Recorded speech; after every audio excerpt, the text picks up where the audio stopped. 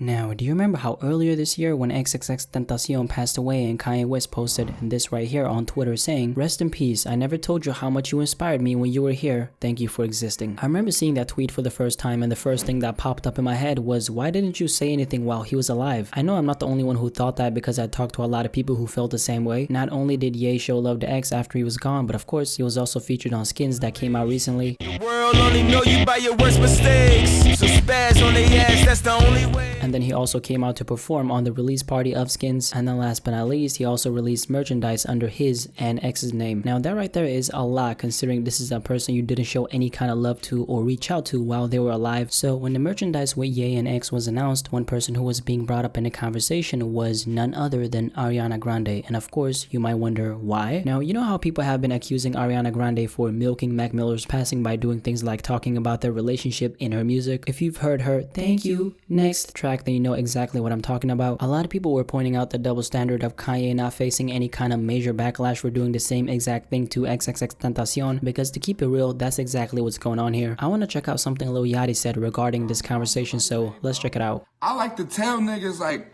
yo, your shit is fire, bro. Like, I like to tell a young nigga, yo, bro, yo, you going crazy, bro. The nigga asked me doing this remix, if I like it, fuck, I'ma do it, bro.